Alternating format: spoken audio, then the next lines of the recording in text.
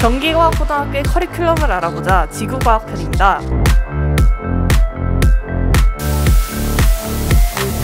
이번 시간에는 게스트 두 분을 모시고 경기과학고등학교의 지구과학 어떤 커리큘럼으로 배우는지 어떻게 배우는지 한번 알아볼 건데요.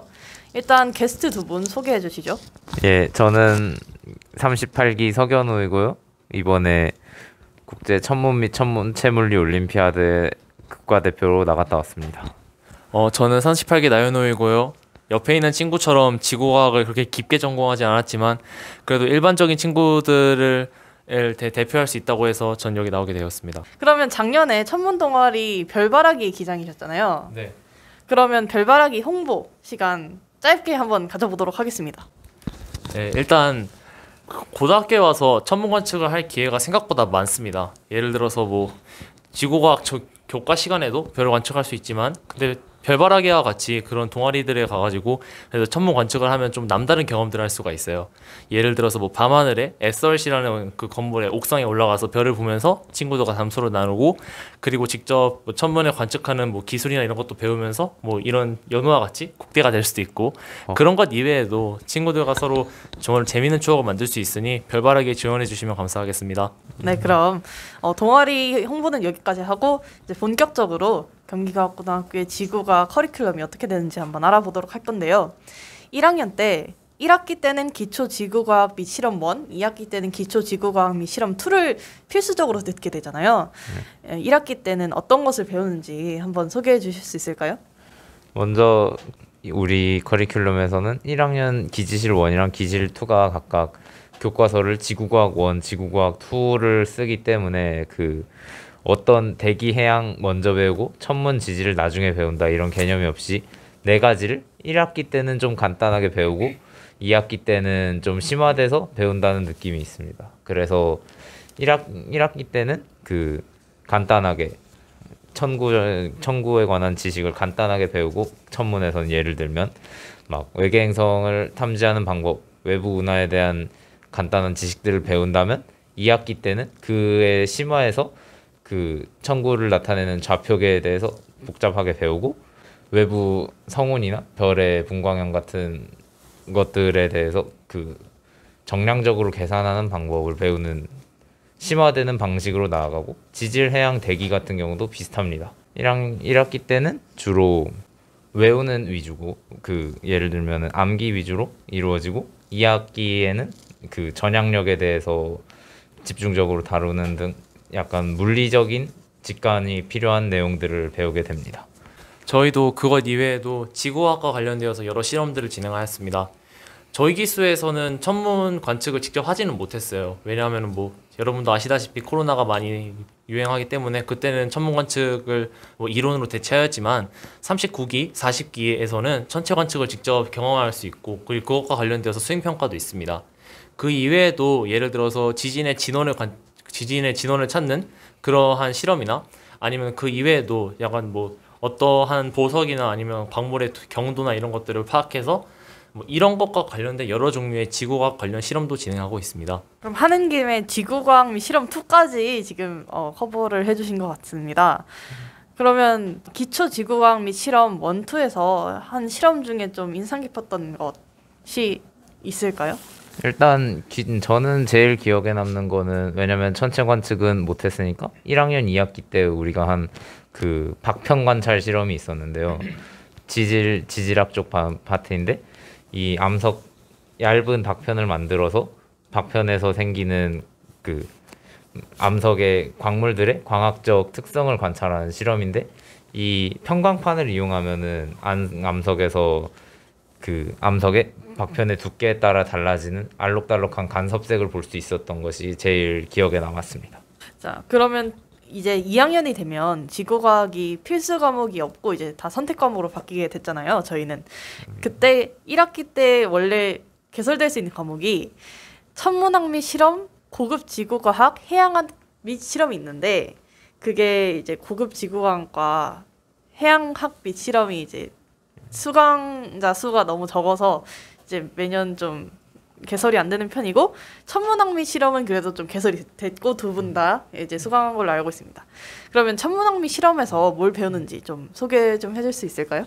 일단 기본적으로 기초 지구과학 및 실험에서 배웠던 그런 천구 이외에 실제적으로 어떻게 천문에 관련된 그 현상들을 관측하는지에 대해서 배웁니다. 그래서 뭐 어떤 망원경들의 종류와 그리고 역사를 대해서 배우고, 그리고 그 망원경들을 실제로 어떠한 기계를 활용하여서 사용하는지, 그리고 그 이외에도 그 천문 관련 사진들을 촬영을 하였을 때 그때 그것들을 어떤 식으로 활용해서 좀 필터링을 거쳐서 더 좋은 사진을 만들어내는지, 이런 것들을 직접 경험을 할 수가 있습니다. 그리고 그 이외에도 천문학 관련된 역사 이런 것들 또한 배우게 됩니다. 일단은 천문학 및 실험에서 배우는 기초 내용들은 약간 천문 올림피아드에서 다루는 내용이랑도 약간 겹쳐 있습니다. 그래서 망원경의 구조라든지 CCD 같은 카메라를 찡긋 이용해서 측광하는 방법, 그리고 분광기랑 필터에 대한 이해 등등을 또 추가로 배워서 이 진짜 1학년 때 배웠던 천문이랑은 다르게 진짜 실험을 할 수 있는 정도의 천문학을 학습한다고 생각하면 될 것 같습니다. 그러면 이제 천문 관측 동아리 기장으로서 이 천문학 및 실험을 듣는 것이 이제 나중에 이제 사회로 나가서 뭔가 좀 내가 천문 관측을 해보고 싶다, 뭔가 취미를 해보고 싶다라고 할 때 좀 필요하고 유용한 과목일까요? 근데 그건 완전 정확하다, 맞다라고 제가 단언할 수 있습니다. 왜냐하면 천문학 및 실험을 들으면은 거기에서 되게 다양한 실습을 하거든요. 예를 들어서 뭐 흔하게 태양을 관측할 때도 어떠한 특정한 필터를 씌워가지고 관측을 해야 되는데, 그것은 뭐 동아리 시간에도 잘 하기도 어려운데 이것을 천문학 시간에서 경험할 수 있고, 그리고 그 이외에도 여러 가지 배운 천문학에 관련된 심화적인 내용을 첨가하여서 특별한 관측 경험을 할 수가 있습니다. 그래서 천문학적 관련 소양을 넓히고, 그리고 나중에 사회에 나가서도 뭐 천문학 관련 취미를 활동하고 싶으면은 저는 이 천문학 및 실험을 듣기를 좀 강추합니다. 천문학 되게 잘하게 되면은 나중에 되게 인기도 많고 그럴 거예요. 이 친구가 제가 얼마 전에 별에 대해서 여행 간 다음에 하늘에 별을 쫙 찍었거든요. 그 다음에 그걸 찍은 다음에 얘한테 보내줬어요. 그래서 별 어떤 게 궁금하다 했는데, 근데 그거에 대해서 시간 좀 지나더니 그림판으로 별자리를 다 그려주는 거예요. 솔직히 봤을 때 친구로서도 되게 멋졌고, 그래서 천문학이 되게 이런 쪽으로도 사회생활 하는데도 유용할 것 같다라고 생각도 했습니다. 약간 낭만 있긴 해요. 네, 진짜 낭만이죠. 네. 맞는 말이죠. 왜냐면 저희가 약간 산 위에 있으니까 이제 구름이 좀 없는 날에는 위에 보면은 좀 별들이 몇 개 보이기도 하는데, 이제 솔직히 이제 전공하는 사람이 아닌 입장에서는 그게 뭔지 잘 모르잖아요. 그때 옆에 이제 딱 저 별은 뭐야? 라고 했을 때 엄청 자세하게 알려주신다고. 경기과거에서 보이는 건 아무래도 밝은 별이다 보니까 외우자고 들면은 외우기가 어렵지 않아요. 그래서 혹시 여러분도 관심이 있으시면 한번 천체 관측대 같은 것도 있고 하니까 외워보셔도 될 것 같아요. 그럼 천문학 및 실험은 그럼 이제 넘기도록 하고, 이제 2학기 때 대기과학 및 실험이 있어요. 대기과학 및 실험. 네, 들으셨죠? 네, 저는 모든 지구과학 과목을 열린 거를 수강했기 때문에. 네. 그럼 지구과학 및 실험 때 어떤 것을 배우셨나요? 대기과학 및 실험에서는 이제 일단 1학년 때 배웠던 대기에 대한 부분의 대기과학 파트를 심화해서 배우고, 그래서 교과서가 따로 있습니다. 그리고 거기에 더해서 파이썬을 이용해서 자료 처리를 하는 그 실습을 합니다. 예를 들면 기상위성의 영상 자료를 이용해서 그 가시광선, 적외선 영상 자료를 어떻게 비교해야 되는지를 1학년 때를 이론적으로 배웠다면, 2학년 때 배운 대기과학 및 실험에서는 이를 파이썬으로 처리하고 색상을 입혀서 영상을 재구성하는 실습도 하고, 또 아니면은 기상청의 그 위성 자료 말고 데이터로 된 관측 자료가 있잖아요. 예를 들면 분별 기온 자료, 습도, 구름 이런 데이터들이 있는데, 그리고 대기 오염과 관련해서 된 여러 관측 자료들을 시간별로 정리해서 그래프로 나타내든지, 그런 주로 파이썬을 이용해서 실험 보고서에 넣을 수 있는 그래프를 그리는 실습들을 많이 했습니다. 제가 뭐 대기과학을 듣지는 않았지만 대기과학을 들은 또 다른 친구들에게 들어봤는데 파이썬을 공부하기는 되게 제격이라고 합니다. 뭐 나중에 학년 올라가시면 숙제도 많고 좀 힘드실 수도 있는데 좀 대기과학 선택해가지고 좀 휴식을 취하시는 것도 나쁘지 않을 것 같습니다. 저거 진짜 맞는 말이에요. 객지프 같은 어려운 과목 하면은 그 대기과학 과제 10배를 하게 되는 수가 이걸 있어요. 잘 대기과학은 아무래도 정보 전공들이 안 들으니까 파이썬에 대한 정보적 지식이 어떻게든 쉬울 수밖에 없어요. 일단 정보 전공으로 객지프를 지금 듣고 있는 사람으로서 상당히 공감돼야 하는 거 아닌가요? 네, 공감되죠. 아니 정보는 상당히 그 언어를 이해할 수 있는 과제를 많이 내주고 그 과정에서 과제가 좀 많긴 하지만 파이썬이 상당히 라이브러리가 많은 언어잖아요. 그러다 보니까 그런 다양한 라이브러리를 익히는 데는 당연히 파이썬에 주력한 객지프가 더 맞지 않나. 아니 그리고 파이썬에 대한 더 자세한 것은 경기과학고등학교의 커리큘럼을 알아보자 정보편에서 더 알아주셨으면 합니다. 저는 동의하지 네. 않습니다. 진짜 졸업 일주일 정도밖에 안 남았다고 D가 없이 말하시네요. 이것도 추억이 되겠죠. 뭐. 2학기 때 또 특이하게 올해 지구과학 세미나 2가 개설이 됐잖아요. 네. 지구과학 세미나 같은 경우는 3학년밖에 들을 수 없어요.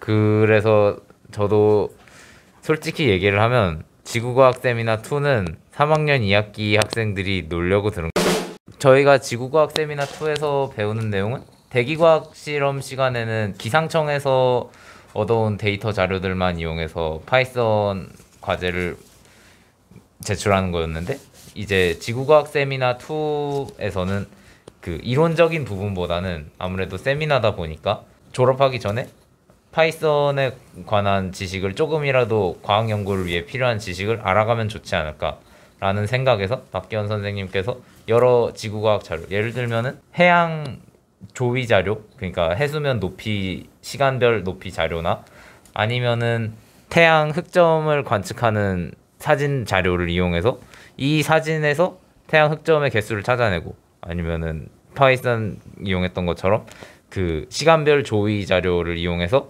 언제가 만조이고 간조인지를 한눈에 알 수 있게 그래프를 그리는 등의 여러 자료 처리와 이미지 프로세싱 하는 방법을 배우고 있습니다.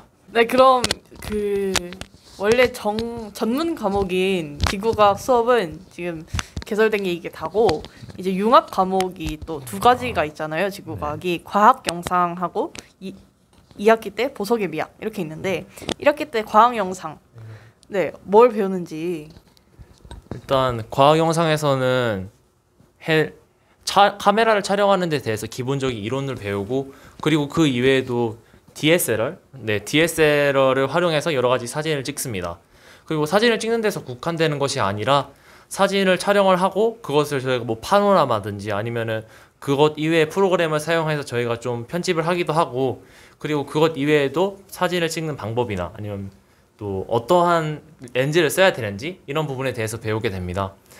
과학 영상은 저희가 직접 나중에 그냥 일반 핸드폰을 사용할 때도 그때 뭐 프로 기능들도 있고 그래서 카메라에 대해서 견문을 넓혀놓는 게 나중에 사진을 촬영할 때 여러모로 큰 도움이 됩니다. 사실 그 DSLR 같은 경우는 그 안 가르쳐주면 사용하기 혼자서 배우기 어려운 기능들이 되게 많은데 그런 거를 가르쳐줘서 저는 이 수업은 좋다고 생각했습니다. 그리고 저 같은 경우는 원래 이걸 들을 생각이 아니었는데 언제 한번 보름달이 뜬 날이었어요. 달 사진을 찍으려고 하는데 사실 달이 잘 안 나오잖아요. 이렇게 빛 번짐이 있는 그런 사진밖에 일반 카메라로는 안 찍히는데 옆에 그 과학 영상을 듣던 친구가 와가지고 프로 모드로 설정을 따따따닥 바꾸더니 달이 되게 선명하게 딱 찍히는 거예요. 그걸 보고 와 과학 영상을 들어야겠다. 꽤 낭만 있네요. 네. 근데 진짜 과학 영상은 되게 삶에도 도움이 되고 즐겁고 재밌는 과목이에요. 그래서 이거는 무조건 들으셔야 할 것 같습니다. 아무래도 그 융합 과목이다 보니까 그 전문성보다는 그 교양 느낌으로 아무래도 알아가면 좋은 것들이 많기 때문에 저는 이런 과목들은 추천합니다. 네, 저도 되게 추천하는 과목 중 하나고 또 되게 유용하게 실생활에서도 유용하게 쓰일 것 같습니다. 그 다음에 2학기 때 보석의 미학이 있잖아요. 보석의 미학. 거기서 뭘 배우는지. 일단 보석의 미학에서는 지질 중에서도 광물과 보석에 관련한 내용들을 기지실보다 깊이 있게 한번 배우고 물론 그렇다고 해서 범위 자체가 좁기 때문에 그렇게 깊지도 않고 내용이 많지는 않습니다. 그래서 중간고사를 보고 나면은 이제 실습 위주로 이루어지는데 보석의 미학 시간에 그 주로 하는 실습이 그 1학년 때도 했던 그 박편 관찰 실험이 있고 또 그 박편을 저희가 직접 제작합니다. 그 암석 박편을 가지고 이 적정한 두께가 될 때까지 갈아서 연마사를 이용해 가는 실습도 하고 사실 그 보석의 과학적인 내용과는 관련이 없지만 그래도 한번 경험해보는 차원에서 미학. 미학적인 차원에서 맞는 말이죠. 네. 그 비누를 이용해서 비누를 칼로 자르면서 그 보석 결정 모양이라든지 보석 공예를 필요할 때 그 사용하는 커팅 모양들을 모방해서 만들어 보면서 아 이렇게 생겼구나라는 것도 파악해보고 또 아니면은 실제 보석 비싸지는 않지만 실제로 그 특정 보석에 대한 질감이나 아니면은 실제로 이런 보석이 이렇게 생겼구나라는 것을 알 수는 있는 그런 돌들을 엮어서 이 팔찌로 만들기도 하는 그런 교양 위주의 과목이라고 생각합니다. 저희가 팔찌를 주섬주섬 이렇게 원했어요. 아 그걸 진짜 끼고 다니시는군요. 예. 네, 그리고 그 이외에도 보석의 미학에서는 이론적인 부분에 대해서 많이 배우는데 그것에 대해서 좀 첨언을 하자면 저희가 흔히 우리가 알고 있는 보석들은 뭐 다이아몬드나 루비, 에메랄드, 사파이어 이런 보석들이 있잖아요. 그래서 그 각 보석들의 얽힌 이야기나 아니면은 어디서 채굴이 되는지 그리고 그것과 관련된 역사들에 대해서도 알 수가 있습니다. 그리고 커팅에 대해서도 다이아몬드가 가장 유명하니까 커팅에 대해서도 배우는데 다이아몬드뿐만이 아니라 뭐 에메랄드와 같은 다른 광물들도 어떤 식으로 커팅하고 연마하고 그리고 좀 재련을 거치는지 그래서 어떻게 하면 원석에서 저희가 흔히 우리가 아는 그런 보석들이 되는지에 대해서도 배우게 됩니다. 경기과학고등학교의 그런 기기들을 적어도 반은 지구과학과가 약간 가지고 있어서 그런 거를 좀 구경하기에는 좀 지구과학과가 좋은 것 같습니다. 네, 아무래도 그 과는 하나로 있는데 사람이 적다 보니까 돈을 쓸 데가 없어서 그 지구과학과가 좀 장비가 많은 것 같습니다. 그리고 뭐 장비 이외에도 실제로 보석이 있더라고요. SRC 실청에 가면은 보석을 전시하는 데가 있는데 거기서 자수정도 있고 그리고 그거 이외에 여러 가지 다양한 보석들이 있어요. 물론 다이아몬드는 없습니다. 네, 그것들을 과학 영상에서 촬영도 하고 그리고 그 이외에도 지구과학 선생님과 인연이 닿게 되면 거기도 자주 들어갈 수도 있고 하는 이점이 있습니다. 거기 전시실 가면은 진짜 그런 그 암석이나 그런 것들 표본도 있고 막 생물 표본 그런 것도 있고 그래서 저는 그때 약간 불 꺼진 전시실 들어갔었거든요. 몰래 들어간 거 아니에요? 문이 열려 있었어요. 거긴 항상 열려 있어서 항상 들어가도 네, 됩니다. 항상 들어가도 돼요. 항상 그래서 금지된 곳은 네 아니니까. 그때 들어가서 이제 구경을 한번 해본 그런 기억이 있네요. 아 우리 학교 이런 곳이 있구나라고 생각을 했었습니다. 뭐 그리고 그 이외에도 저희가 많이 가보진 않았는데 무한상상실이라는 데가 있긴 하더라고요. 학교에서 신입생 홍보를 위해 할 때는 항상 무한상상실이 존재해서 거기서 모든 걸 만들 수 있다라고 얘기하는데 한번 저도 가보고 싶고 근데 그것도 가는 방법이 제가 알기로는 지구과학 쌤들을 통해서 가는 겁니다. 저희 학교에서 상당수의 기기나 그런 장비들이 지구과학 쌤을 통해서 갑니다. 심지어 뭐 드론도 가지고 계세요 쌤들. 그래서 그런 것도 뭐 잘하면 활용할 수도 있고 과학 영상 수업 시간에 실제로 활용도 했습니다. 네, 그런 장점들도 있습니다. 네. 그러니까 무한 상상실에서 할 얘기가 있는데 한 번도 안 써봤다 했는데 그럴 수밖에 없는 게 그게 6층에 있어요. SRC 6층은 지구과학과랑 수학과에서 쓰는 과인데 그래서 지구과학 R&E에서 주로 쓰게 되거든요. 박기현 선생님이랑 이호 선생님께서 거기서 진짜로 무한 상상실이라서 진짜로 박기현 선생님이 뭐든지 만드시더라고요. 신기하네요. 뭘 만들었는지 몇 개 그리고 39기에서 요번에는 또 39기가 진행하고 있는 프로젝트가 로켓을 만들고 있다고. 그 서해 바다에 나가서 쏘려는 로켓을 만들고 있다고 하는데 그 몸통이랑 발사대 같은 것도 다 무한 상상실이랑 6층에서 만드는 걸로 알고 있습니다. 그리고 또 그 39기 심화 R&E 중에는 또 험지주행 자동차 비슷한 바퀴 달린 자동차를 만드는 걸로 아는데 그거는 또 3D 프린터로 바퀴를 만들고 그걸 또 무한상상실 재료로 조립하는 걸로 알고 있습니다. 네, 그래서 과마다 좀 이게 자부심 있는 그런 그 기기들이 있는데 뭐 화학이나 생물은 그런 분석 기기가 있고 물리는 3D 프린터가 있고 정보는 서버가 있고 지구과학은 다양하죠. 다양하죠. 네. 다양하게 물론 좀 다른 게다 다 있어요. 많이 가지고 있는. 망원경이 있지만 그거보다도 물리과 것도 가지고 있고 수학과 것도 가지고 있고 이렇게 이것저것 네. 좀 많이 가지고 다 있는. 만들어요. 네, 그리고 지구과학 관련해서 연구 관련해서 얘기를 좀 더 해볼 건데요. 지구과학과 R&A를 하셨죠? 네. 저 같은 경우는 그 천문 영상 처리를 했어요. 유성체를 감시하는 연구를 했는데 그런 연구들이 이루어집니다. 그래서 진짜 순수 지구과학은 없고 그 연구를 하는 경우는 많이 못 봤고 주로 정보과학 같은 과목이랑 좀 융합해서 주제를 선정하는 편입니다. 그죠. 이렇게 수업이 사실 개설이 별로 안 될 정도로 사실 지구과학과가 그렇게 인원이 많지가 않은데 연구 자체가 인원이 많은 이유가 사실 연구를 저희가 할 때 그 과에 지원을 하고 계획서를 쓰고 이제 선생님들이 받을 수 있는 학생들 수가 한정되어 있기 때문에 이제 다른 과를 지망하다가 지구과학과로 온 학생들이 그걸 소위 맞습니다. 납치라고도 합니다. 지구과학과가 납치를 해갑니다. 네, 그래서 지구과학과로 온 학생들이 예를 들어 자기가 정보 연구를 하고 싶었는데 지구과학과에 왔다. 그럼 영상 처리를 이제 정보적으로 좀 한다던가 인공지능 연구를 한다던가 뭐 이런 경우도 있고. 그래서 제가 생각하기에 경기과학고등학교 학생들이 어떤 연구를 하고 있지라고 말을 할 때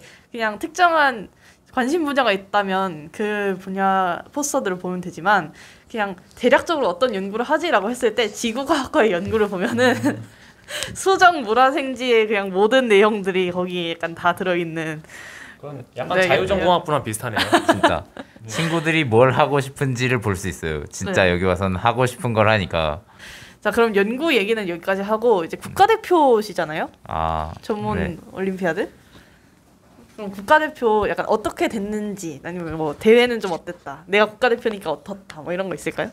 일단은 그 제가 천문 올림피아드 시작한 거는 진짜 작년에 박기현 쌤이 5월에 광영상 시간에 뜬금없이 천문 올림피아드 안 해볼래 해가지고 시작을 하게 됐습니다. 저는 그때부터 천월 공부를 시작을 했고 그래가지고 그 여름 통신 과제랑 가을 통신 과제가 있고 그 겨울에 2학년 가을 겨울에 그 1차로 먼저 본선에 나갈 친구들을 뽑습니다. 이때 한 3, 40명 정도를 뽑는데 그건 좀 많이 뽑고 그리고 그거를 하고 나면은 겨울학교에 갈 수 있어요. 겨울학교에 갈 수 있는데 저는 겨울학교를 온라인으로 했습니다. 그래서 많은 이론 강의는 많이 들었지만 관측 실습은 잘 하지 못했고 그리고 겨울학교를 지내고 나서 그 다음에가 본선 그 국대 선발 시험을 치르게 되고 그 이후로 국가대표들끼리 여름학교를 한 뒤에 대회에 진출하게 됩니다. 천홀은 특이하게 국제대회가 2개가 있는데 IAO랑 IOAA 이렇게 2개가 있어요. 저는 IOAA를 나갔고 그래서 저는 암기나 어떤 진짜 천문에서 그 중요한 관측보다는 이론 물리학적인 지식이나 아니면 이론 내용을 더 필요로 하는 대회를 출전했습니다. 그래서 오히려 공부를 할 때는 기본 천문학 책보다는 할리데이 일반 물리학 책을 보는 게 더 도움이 많이 됐던 것 같아요. 그리고 저희 경기가고가 사실 매년 그렇게 천문 올림피아드 국가대표가 나오는 것 같아요. 네. 좀 신기하게도 그 사람 수가 많지 않은데 매년 국가대표가 나오고 올해는 이제 본인이 경기과가 또 천문에 강한 학교 아닙니까? 그래서 저희 물병 장도 하시죠. 맞네. 이게 그 올림피아드 대표단 오. 발대식 때 나가서 받은 물병인데 이거는 모든 올림피아드 출전자들이 다 받은 거고 2022 국제 올림피아드 한국 대표단. 와. 참 멋있죠. 그리고 제일 놀라운 것은 이 친구가 국가대표 나갔을 뿐만이 아니라 금메달을 따왔어요. 이것도 다 경기과학고등학교에 엄청난 지구과학 커리큘럼 만들어진 것이고 생각해봐요. 이 친구 지금 지구학 천호 준비한 지 몇 년 됐죠? 그러니까 대충 2년 반 2년 반? 네, 2년 반 안에 국대에다 금메달? 그거는 개인의 노력은 쉽지 않습니다. 이게 아마 선생님들의 엄청난 도움, 왜냐하면 되게 소규모이기도 하니까. 그래서 천문 올림피아드 되고 싶다 하면은 뭐 지구과학 듣는 것도 되게 좋은 선택일 것 같습니다. 네. 그리고 이렇게 과 자체가 이렇게 소규모다 보니까 진짜 좀 특이한 문화 자체가 되게 끈끈하고 되게 특이한 문화들이 좀 있어요. 그죠? 지구과학과가 약간 그런 느낌이 있어요. 좀 낭만, 옥상, 밤, 별빛, 약간 얘기할 게 많지. 그리고 삼겹살. 그리고 삼겹살. 그 저희가 아무래도 박기현 쌤이랑 이호 선생님께서 그 학생들이 아무래도 RNE 할 때도 그렇고 천문학 때도 그렇고 RNE는 특히 정보과에서 끌려온 친구들 정보과에서 지구학과로 배치된 학생들이 많다 보니까 선생님들께서 북돋우려고 아무래도 여러 가지를 많이 주셨는데 그 여러 가지가 엄청나요.